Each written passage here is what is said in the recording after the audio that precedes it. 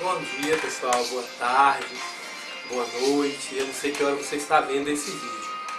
Essa é mais uma produção nossa, daquele projeto que a gente ficou de dar continuidade. Fizemos aquele primeiro vídeo, tem um ano, e fizemos aquele vídeo, ficamos de fazer, mas por conta de alguns outros afazeres não foi possível. Mas nunca é tarde para trazermos informações. Hoje, em especial, nós vamos falar sobre o Setembro Amarelo. Vamos tentar entender o que quer dizer esse Setembro Amarelo. É um tema um pouco complexo, é algo muito, como diríamos, difícil até de se falar, por conta do tabu em torno do tema.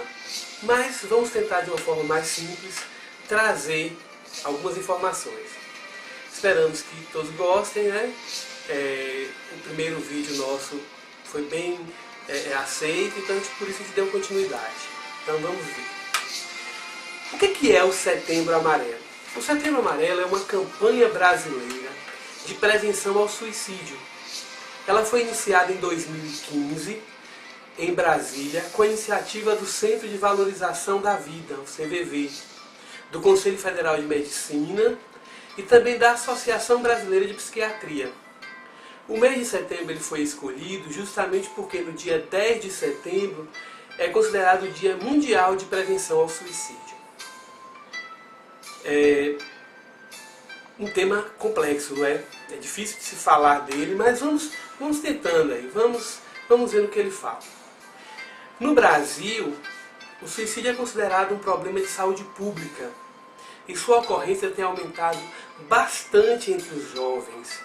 De acordo com os números oficiais, 32 brasileiros se matam por dia, em média. Sendo esse uma taxa muito maior do que vítimas de AIDS e também da maioria dos cânceres. Então, percebe-se que o suicídio tem matado muito mais, tem tirado a vida de muito mais pessoas do que as pessoas que são acometidas por AIDS, câncer e tantas outras coisas mais do nosso mundo. E foi observado que 90% dos casos poderiam não ter acontecido se tivesse tido uma prevenção. Campanhas como esta, esclarecimentos, tudo isso favoreceria para que não tivesse acontecido esse grande mal na humanidade.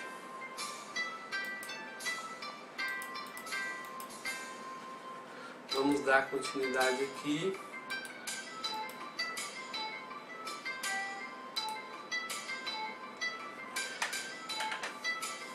O suicídio não tem explicação. Primeira coisa. Não temos como trazer objetividade ao tentarmos explicar o suicídio. Porque ele agride, ele estarrece, silencia, Muitos de nós ficamos calados diante do suicídio. Ainda é um tabu, é algo não se falar. A morte é um tabu. E a morte pelo suicídio, muito mais. Ela traz vergonha, ela, pelas questões religiosas, pelas questões culturais, traz fraqueza diante do suicida e perante a família. Muitos acreditam que seja loucura, o suicídio é um louco. Jamais a gente conversa com os nossos familiares, com os nossos filhos, com os nossos pais conversaram conosco. Então é um tema que a gente é tabu mesmo. E muitos até, em busca de terapia, seja ela qual for, não conversam com seus terapeutas. Não trazem para os seus terapeutas esse assunto. Preferem que fiquem dentro. Então, qual é a melhor solução para se prevenir esse grande mal? Qual é o melhor meio da gente quebrar esse tabu e trazer à tona esse tema tão escondido, tão difícil de falarmos. Então é falar. A melhor solução é falarmos sobre ele. É falar sobre o suicídio, falar sobre morte. Mas em especial sobre o suicídio. Então, por que as pessoas se matam? Né? A primeira pergunta que nós devemos nos fazer é assim, por que as pessoas se matam? É uma dor, é um desespero que chega ao insuportável. Cada dia, a cada instante, esse sofrimento físico e ou emocional, ele fica tão intenso que torna a vida um fardo pesado, uma cruz difícil de se carregar. É algo muito angustiante. E não conseguimos nos comunicar. A dor é tão forte que não dá para falar dela. E até quando falamos, muitos nem dão atenção. A vida perde o sentido. O mundo ao seu redor, ele fica sem alegria, sem cor. É uma dor inexplicável.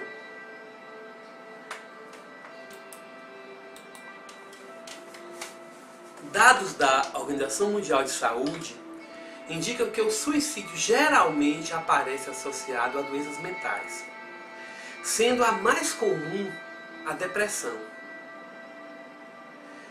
Ela é responsável por 30% dos casos de todo o mundo. Então, 30% das pessoas que cometem suicídio, de alguma forma, estão num estado depressivo. Seja ele qual for no seu grau, né, de depressão. Como naquele vídeo anterior, nós falamos sobre a depressão. Então, assim, dentro daqueles mais variados graus, desde a distimia, as depressões mais profundas, há a possibilidade de cometer esse suicídio. E também tem outras causas, né? Que são causas orgânicas, ambientais. E nas ambientais a gente pode trazer, dentre elas, o uso de álcool e outras drogas, o bullying, né? Na adolescência, os assédios na vida adulta, a solidão, aqueles lutos que são difíceis de serem elaborados, que já se tornam patológicos, né, provocados por alguma perda bem afetiva. Além dos casos que são diagnosticados com outros diagnósticos psiquiátricos. Então, assim, tudo isso junto leva a pessoa a cometer o suicídio. E relembrando que a depressão é, dentre todas as causas, a depressão é a que mais acarreta. Por quê? Porque quase todas essas coisas que nós citamos, esses fatores ambientais que nós citamos, ele leva o indivíduo a se deprimir. E nem todos estamos preparados a sair desse grande mal. Duas fases na vida, elas são as mais propícias, elas são as mais gritantes e mais favoráveis a cometer esse suicídio. É a fase da adolescência e a fase da velhice. Na velhice, os motivos eles que levam, né, o indivíduo a cometer suicídio são as depressões, né, as depressões senis, como a gente vê muito falar. São os motivos que levam a pessoa a se deprimir, são as rejeições, o abandono, a dificuldade em aceitar certas enfermidades. O indivíduo ele não se compreende que ele envelheceu, que ele não tem a mesma agilidade, as mesmas facilidades que tinha antes. Né? As doenças que são incapacitantes. E na adolescência, São inúmeros também os conflitos. A própria adolescência é algo difícil de se viver, né? Quando a gente observa muitos pais, muitas pessoas dizendo que o adolescente não quer nada, não faz nada, se buscarmos na história da humanidade, nós vamos perceber que o adolescente é adolescente em qualquer época. É um período em que ele está nascendo, adolescendo, adolescer, nascer para uma nova vida. Ele não é criança, ele também não é adulto. E aquilo causa uma pressão muito grande, provocada por fatores orgânicos, como as mudanças hormonais, as mudanças físicas, e fatores ambientais, a não aceitação, as dúvidas, a dificuldade que esse indivíduo tem de se inserir no mundo. Isso lhe causa muito sofrimento. É um período que a gente deveria prestar muita atenção, assim como na velhice. Então é de grandes perdas, mas também de ganhos, mas que eles não estão e que nós não estamos preparados ainda. Então, por conta disso, esse indivíduo ele sofre. Ele tem uma dificuldade de identificação, tem conflitos familiares, sentimento de perda, de inferioridade, muitos passam por isso. A sua autoestima ela é rebaixada. Então, e também alguns casos específicos que são de personalidade, né, com tendências depressivas e de isolamentos.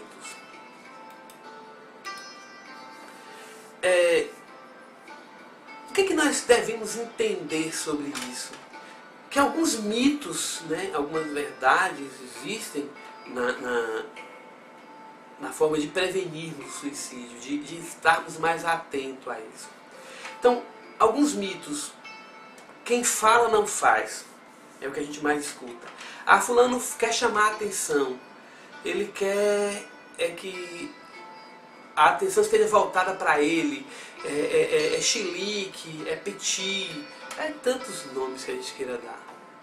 Mas quem fala faz. E quem fala está querendo lhe chamar a atenção. Lhe mostrar, mas não a atenção como uma celebridade, não. É a atenção, ele está buscando a atenção para a sua dor. Lembra quando nós falamos lá daquele sofrimento, aquela dor é tão grande, é tão sufocante que ele não sabe.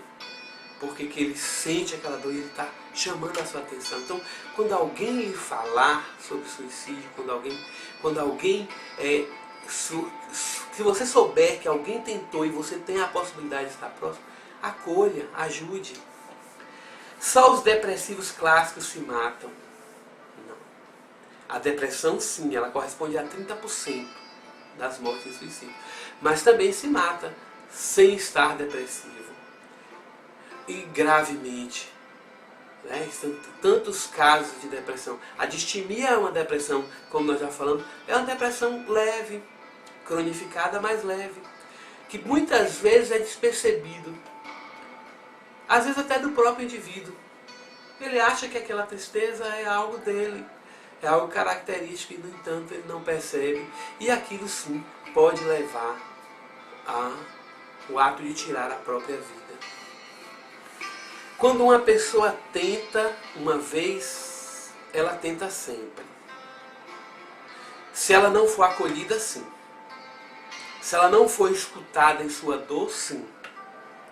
Mas se essa pessoa tentou uma vez e a partir daquele momento ela foi acolhida, ela foi escutada, foi tirado esse véu, esse medo de falar sobre aquilo, sobre perguntar por que ele está sentindo aquela dor, ele não vai fazer novamente. Porque o esclarecimento, a compreensão vai tirá-lo deste caminho. Quem sobrevive a uma tentativa de suicídio está livre do problema, de forma alguma. Acabamos de falar. Se ele sobreviveu, se ele fez e ele não foi ajudado, ele vai tentar novamente. E ele vai fazer. E ele vai chegar a um ponto que ele vai elaborando tão bem o seu plano até ele chegar às vias de fato. O suicídio é sempre impulsivo e acontece sem aviso. Muitas vezes, a maioria deles não é um ato impulsivo, é um ato premeditado, é um ato trabalhado, é calculado, sim. Ele calcula muito bem. Até porque, por saber de outros casos, ele vai tentar entender o que foi que levou e o que foi que chegou às vias de fato. Então nem sempre é um ato impossível. Na maioria das vezes não é um ato impossível. Os indivíduos suicidas querem mesmo morrer, por isso estão decididos a se matar. De forma alguma. O suicida ele não quer morrer. É um paradoxo, né? O suicida não quer morrer, mas ele não quer morrer. O suicida quer matar a sua dor.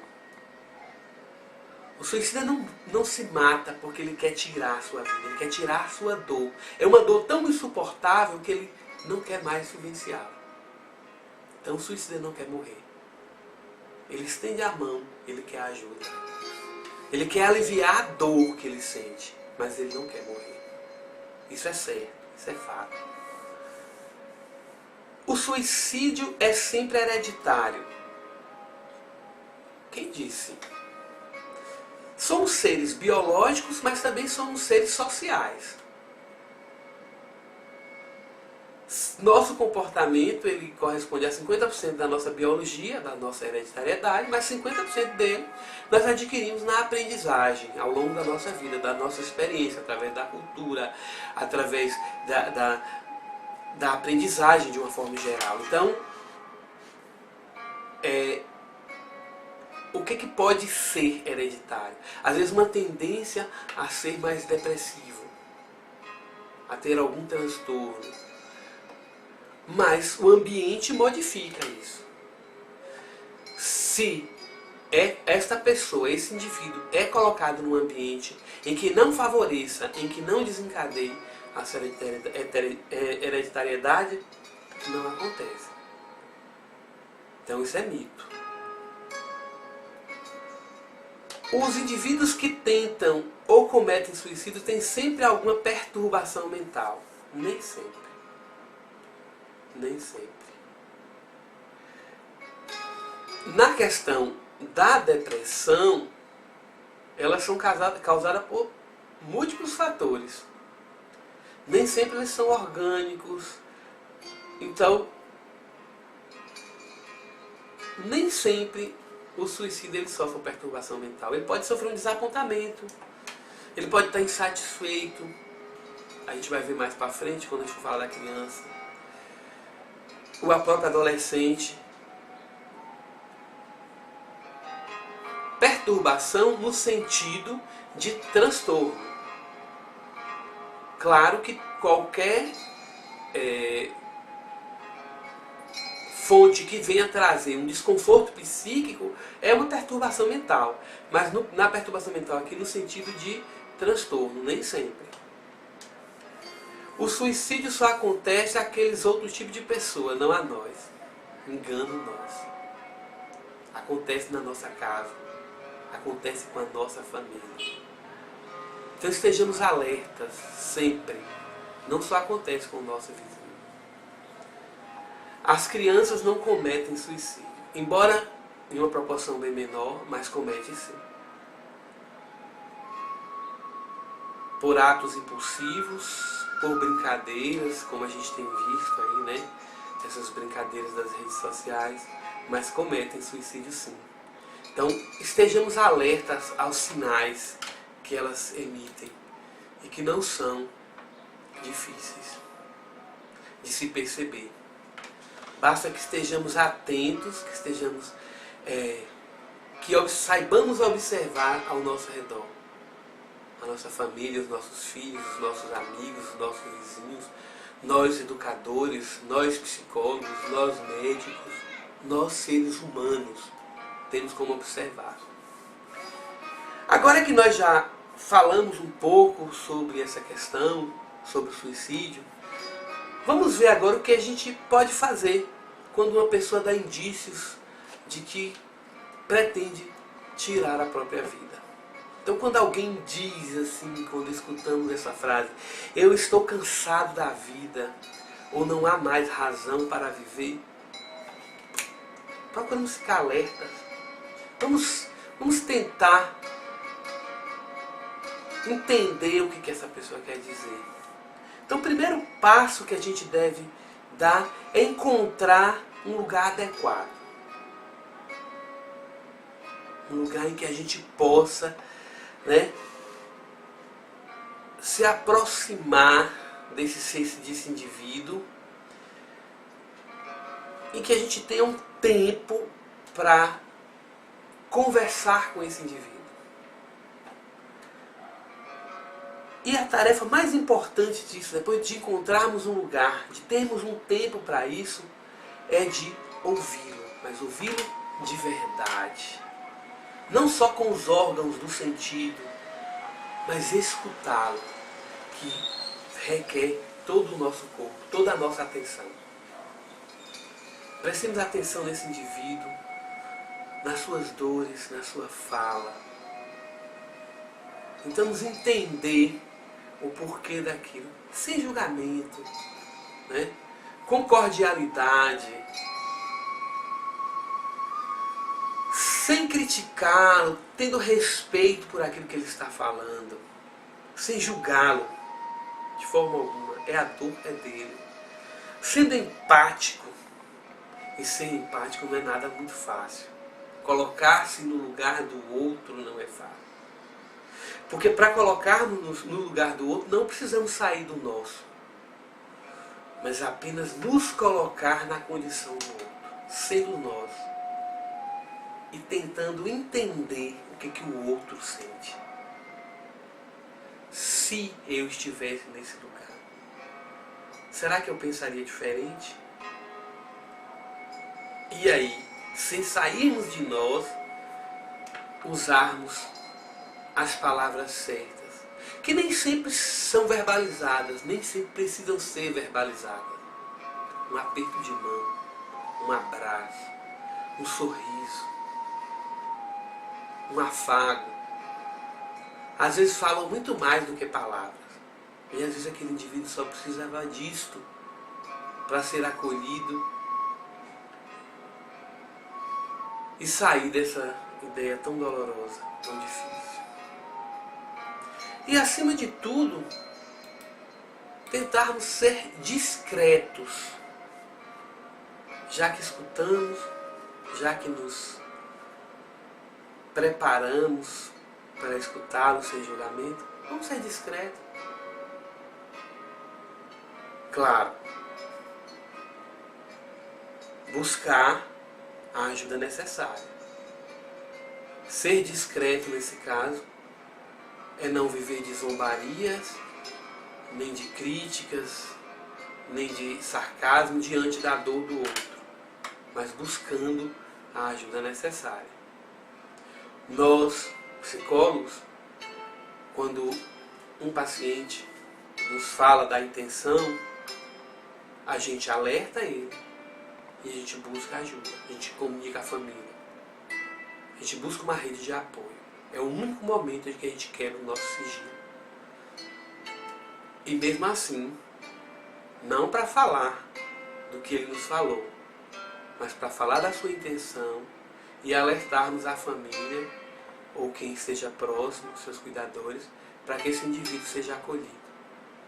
Então, ser discreto no senso comum, na nossa vida, com os nossos companheiros, com os nossos amigos, é não ficar divulgando o ato como brincadeiras, mas como uma coisa séria. E gostaríamos de encerrar esse nosso encontro, e espero que tenham, né, a gente buscou de uma forma mais simples, bem singela, tenha sido esclarecido, mas buscamos de coração, porque é difícil falar do tema, para nós é muito difícil, em especial, mas tentamos fazer de alguma forma que todos tenham gostado. E para encerrar, gostamos muito, sexta-feira, quando Fátima Bernardes, no seu programa Encontro, estava recebendo aquele Braulio Bessa, né, aquele poeta maravilhoso, e ele recitou essa poesia que é uma maravilha. Gostaríamos de recitar aqui. Eu acredito que ela vai nos ajudar muito. A gente preparando esse tema, a gente vai falar dele também essa semana na escola, e aí a gente resolveu fazer o vídeo, mas e aí veio esse presente para encerrarmos o nosso vídeo, o nosso encontro de hoje. de Braulio Bessa, sempre haverá alguém. Se por acaso você não conseguir caminhar, se seus pés se enfraquecerem e a estrada se alongar, sempre haverá alguém capaz de lhe carregar. Se por acaso você sentir a alma sangrar, e se sua alma ferida fizer você chorar, sempre haverá alguém capaz de lhe consolar. Se por acaso você sentir o mundo lhe escapar, e tudo for solidão, e a solidão lhe machucar, sempre haverá alguém capaz de lhe abraçar. Se por acaso você não conseguir enxergar, perdido dentro de si, vendo tudo se apagar, sempre haverá um alguém capaz de lhe encontrar. Se por acaso você se sentir a vida açoitar, e na hora da agonia você se desesperar, sempre haverá um alguém capaz de lhe acalmar. Se por acaso você ver tudo se apressar, se todo mundo correr e se o tempo acelerar, sempre haverá um alguém capaz de lhe esperar. Se por acaso você deixar de acreditar, se a própria humanidade lhe decepcionar, sempre haverá um alguém capaz de lhe inspirar. E se por acaso você sentir medo de amar, se achar que não é mais capaz de se apaixonar, sempre haverá um alguém capaz de lhe conquistar. Sempre haverá um amor, sempre haverá o bem, numa via de mão dupla, com a força de um trem. Alguém ajuda você e você ajuda alguém. Já que sempre haverá alguém para lhe entender, lhe carregar, lhe acalmar, lhe abraçar quando doer. Alguém para lhe confortar quando o mundo lhe bater. Já que sempre haverá alguém para lhe socorrer, só é preciso ser justo e grato para perceber que sempre haverá alguém precisando de você. Sempre haverá alguém. Sempre temos ajuda. Olhe para o lado, tem alguém que lhe ajude. E nós encerramos o nosso encontro de hoje. Quando você não encontrar ninguém que esteja ao seu lado, fisicamente, ligue para o CVV, que eu lhe garanto que você vai encontrar as palavras certas, o conforto certo para lhe acolher. Muito obrigado, eu espero que tenham gostado. Esse é minha contribuição para o Setembro Amarelo. Vamos falar, é a melhor forma, é a melhor solução, é a única forma de esclarecermos e nos livrarmos desse grande mal. Um abraço, um beijo no coração de cada um de vocês e até breve.